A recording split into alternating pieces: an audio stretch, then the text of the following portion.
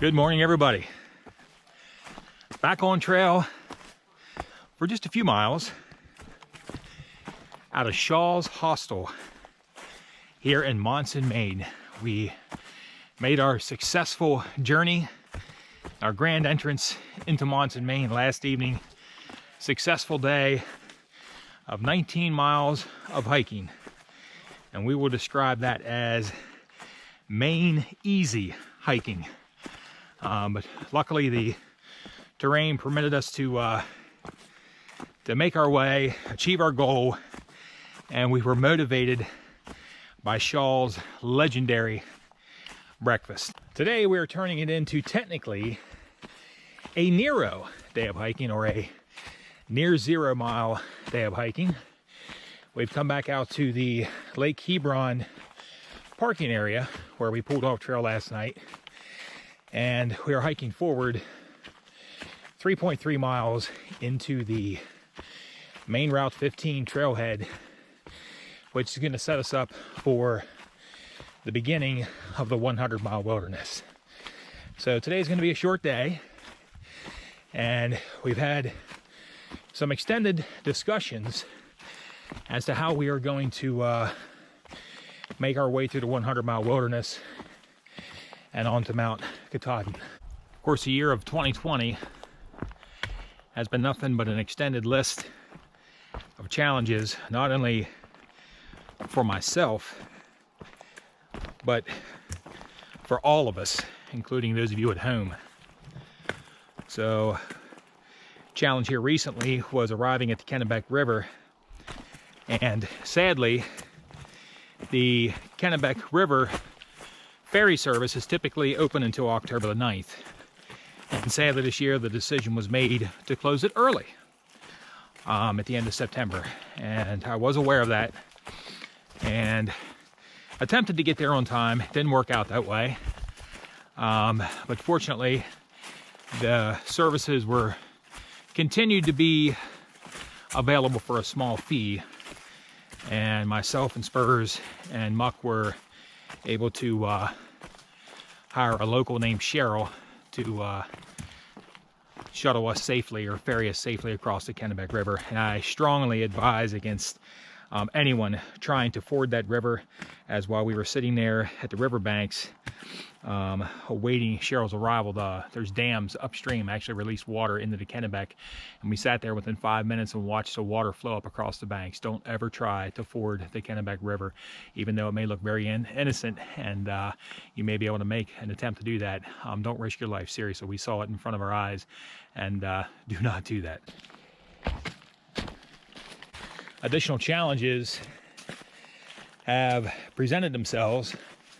Upon our arrival at Shawls, we have learned that what is typically a 6 or 7 day food carry through the 100-mile wilderness has now turned into an extended food carry due to there is a store at Aball Bridge that has also closed, and we now do not have the ability to do our final resupply to push the last 2 days towards Katahdin. We do not have the opportunity to do that. So I will share in a future episode how we're going to be handling our food through the 100-mile wilderness. Needless to say, the staff at Shawls has bent over backwards, and they're going far beyond anything that I've seen thus far. And I've ran into some fantastic hostels and services and not taking anything away from anybody. Everybody I've met so far, they've been fantastic. But Shawls, being where they are, and services exceeding not only through the 100-mile wilderness, but providing services extending clear through and including Mount Katahdin. So hats off to the staff there, Hippie Chick, Poet, Captain, Mike. Thank you guys so much. And last night, I couldn't get any sleep at all because I was so excited to enjoy their legendary breakfast. And Shawls, anybody who does any planning for the AT, it's a legend. You know, Shawls Hiker Hostel. And if I'm not mistaken, I believe it is considered the longest continuously operated hostel in the AT. I'm sure someone will correct me if I'm wrong in the comments below, but I'm pretty certain that is what I'd read. So breakfast this morning was, that's what got us here yesterday. That's what helped us push through the 19 miles, was bacon and the thoughts of Shawls breakfast. So again, I'll share some more plans as far as how we're going to handle some things. Spurs and myself and Muck, we're going to be traveling close to each other through the 100-mile wilderness, and I'll share some resupply tactics coming up. So today, the simple 3.3 miles, headed back to Shawls, kind of like a Nero day, chance to rest up before we hit the 100-mile wilderness. And the freestyle continues, everyone. That's what I mentioned when I stepped off Springer Mountain, and just embracing everything that the trail throws at me. I'm not concerned at all with anything. I'm not concerned with my arrival at Katahdin. I know some of you are. And going to be able to make some tracks and see this through to the very end, everyone. I'm so excited. I can't even tell you how excited I am. And it's even, the excitement is building. Just arriving at Shawls and know that I'm going to be in the final push towards Mount Katahdin. I just can't put it into words, everybody. So enough of my babbling here this morning. Just wanted to share current status, and we'll share more as I continue. So we're going to finish up this little trip this morning, head back to Shawls, check in a little bit.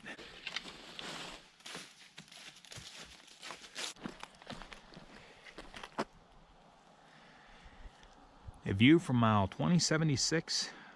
A view of White Cap Mountain in the distance, Lake Hebron. Beautiful.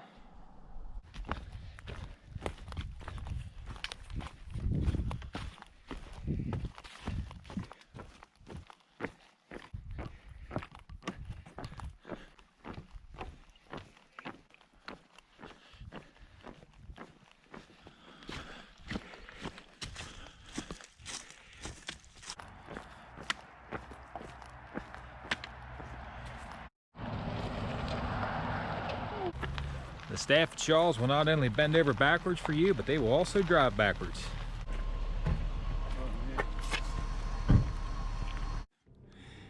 Appalachian Trail caution. There are no places to obtain supplies or get help until A-Ball Bridge, 100 miles north. Do not attempt this section unless you have a minimum of 10 days supplies and are fully equipped. This is the longest wilderness section of the entire AT, and its difficulty should not be underestimated. Good hiking, Maine Appalachian Trail Club. A 100-mile wilderness. Let's do this.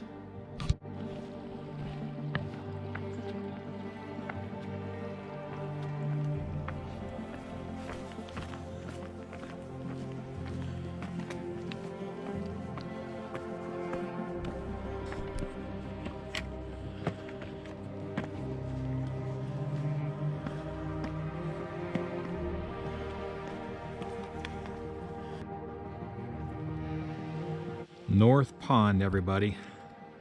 Mile 20, 82.1. It's been a very misty morning, everyone. Kind of a little bit of a reflection of my emotions that I'm experiencing today. Good morning, everybody. Been kind of on a An emotional roller coaster this morning, heading into the 100-mile wilderness. This has been happening a lot here lately, actually ever since I've crossed over the Maine border. I thought that, you know, when I hit Maine there would be fireworks and everything going off, and I felt that way briefly. But with every step through Maine, it's kind of just felt like this journey has been winding down and, you know, slowly coming to an end. It's definitely something I don't want to get complacent with, because I am not there yet. And the next step could send me home. And it's kind of funny because yesterday we got out and we did just like 3.3 miles and came back to Shawls and realized my left foot was in a lot of pain, and we should have taken some time to stretch yesterday and not taken that short, quick trip through the woods for granted, because I ended up spending a couple hours last night trying to rub out my one tendon and everything, and trying to get myself squared away for today. So a little lesson learned there. Stretch every day, every time. Slippery morning out of Monson, beginning the 100-mile wilderness.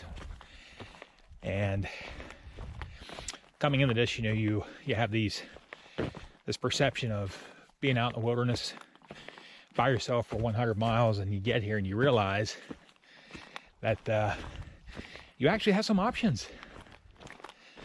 And if you would choose to even slack pack the majority of the way through the 100-mile wilderness, you actually have the option of doing that. And you'll realize that when you get to Shawls and Monson. Home away from home, everybody. I was just talking with Spurs a few minutes ago, and today we are doing a 15-mile section, and we are returning to Shawls. Multitude of reasons. One, not only we have the option of doing that and want to experience their breakfast one last time, but with the challenges ahead, with a few closings, I personally like to have the opportunity to charge my batteries for one more day push off. We'd have a longer food carry with some of the closings, and I'll discuss that a little bit more in a future episode. We have some, you know, plans for that, how to handle that. But when I was speaking to Spurs, I almost said, when I get back home tonight, that's how comfortable they make you feel at Shawls, and it's really as it should be. And class of 2020, we've been so lucky that I feel that we've been able to experience the trail that of someone who may have hiked it 20 or 30 years ago with much fewer numbers. But here recently at Shawls, there's been quite a few hikers that I've hiked with, caught up to. Some other folks are doing some slacking. And Shawls almost feels like a typical season, because there's been probably at the dinner table each morning maybe a dozen to 20 of us, and you kind of really get a great vibe of the hiking community, and a lot of hikers on trail, and the laughter and the stories about what's to come, what's behind you, and the camaraderie there, you know, amongst the hiking community. But Shawls has it figured out, you know. Poet and hippie chick, they purchased this hostel a few years back, and they have carried on a great tradition. And it looks like the fog is lifted here just a little bit. I'm going to share this with you guys quick.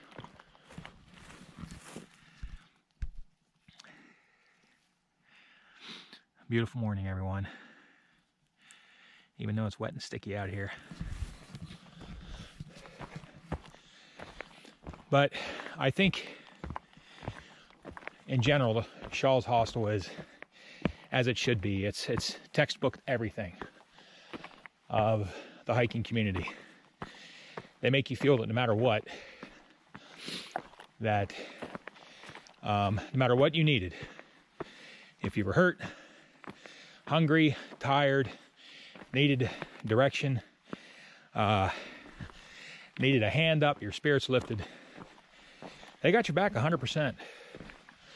And it feels so great knowing that, because sometimes the challenges and you know, the challenges of the AT and everything you're going through, it can catch up a little bit. And sometimes you need a helping hand. You know, you need some support. So Shawls has your back. When I decided to return and continue this journey, when I returned to the trail back in May, after 7 weeks of reevaluating everything that has gone on this year, I had to make that very difficult decision, and I did, that I wanted to return to this trail, not expecting any support from anyone, not from a hostel, not from a shuttle driver, not even from a food source. You know, being prepared to, I still have a stack of food, drop boxes at home with food that I had intended to pick up at post offices along the way. I was prepared, you know, to do whatever it took to hike this trail. You know, the trail itself, only the trail, and none of the other things that have become some of the staples along the way. You know, things that hikers enjoy outside the parameters of the trail itself, that being hostels and legendary food spots. And class of 2020 has been so fortunate that so many people have stepped up to support us and, you know, give us their unconditional love, regardless of what the climate of the country is right now. I'm so grateful to be able to have that experience. And that's one of the reasons also why we're returning to Shawls today, to, you know, be able to enjoy that. When I first arrived at Shawls, hippie chick said, "Hey, Wild, there's some trail magic here for you." And I want to send a shout out to Crazy Quilt, who had stayed there, and she had left a little bit of trail magic there for me at Shawls, and she's doing great. And she wished me well. And, you know, Crazy Quilt, thank you so much, and thank you for all the help that you and Pollyanna had given me earlier with my shin splint situation. But there was also another envelope there from a gentleman who lived in the area, Eric, and he left a very nice note thanking me, you know, for my journey, and all thanks to him, because he had really rolled out the red carpet for me in more ways than one in Monson. And through his generosity, I was able to share some of that trail magic with Spurs and Muck Fishigan. And Eric, they also say thanks as well. And thank you so much for your kind words. It was great meeting you yesterday, and appreciate you taking the time. Just want to let everybody know, Eric had already hiked the 100-mile wilderness, and he had really gone deep within all of its offerings and all of its side trails, and he brought this beautiful photo album out and shared some suggestions. I truly wish I had more time to enjoy some of those side trails and see some of those sights, and Eric has done a fantastic job of documenting that. And brother, I just want to say thanks for, you know, your generosity, making me feel so welcome. And again, the guys, thank you as well. And it's, when I said that my sweetheart and I are considering purchasing some land up in this area, we are very serious about it. And I look forward to hiking again and digging a little deeper into everything that is Maine. Also sending a shout out to Becca, Tom, James, Gabriel, and Mark. They actually tracked me down at Shawls. I was like, "How did you know I was here?" And they're like, "Oh, we have our ways." And they stopped and we talked for a while. They were doing some hiking in the area and sharing some trail tales. And they were kind enough to stop and drop off some trail magic as well. So it was great meeting you guys. Check out that geocaching. Your family is going to love it. And you will be muggles no more. So Best of luck in all your adventures. The goal for the day, everybody, if I am to achieve another Shawls breakfast in the morning, is Long Pond Stream lean-to. Already about 4 miles in, around 11 to go. And at that point, we will take a side trail down to a parking area. Throughout the 100-mile wilderness, there are many access points and logging roads where vehicles can get in to provide some support. So that is the goal for the day. Do have all my gear with me with just 1 day of food. And like I mentioned, I want to take all my gear with me to Katahdin. But more importantly, if anything were to happen out here that I would have to set up camp and take care of myself, you know, you got to survive. So that's the main reason everything is with me. So we'll check in with you guys in a little bit, pushing north. And don't want it to end, everybody.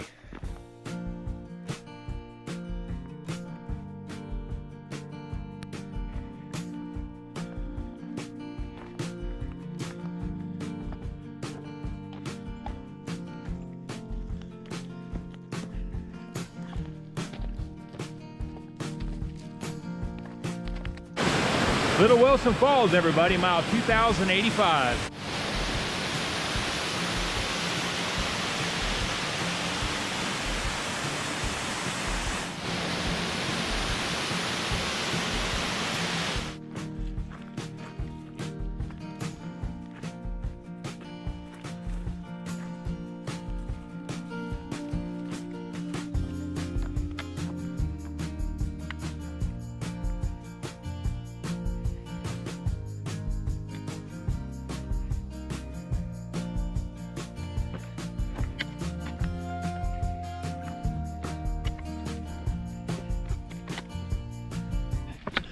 Yeah, this view is just one tree. It's more than just one tree.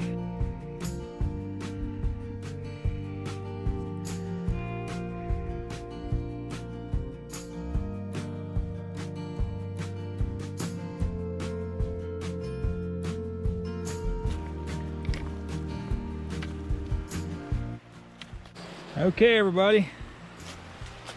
Thanks to Spurs and his sharp eye, we have just discovered 100 miles to go to Mount Katahdin.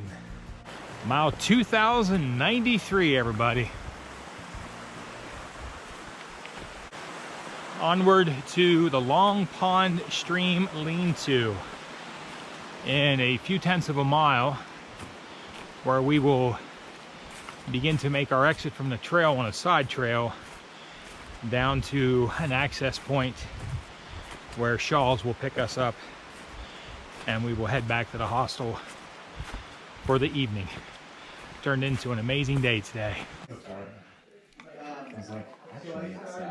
Thank you. All right, here we go.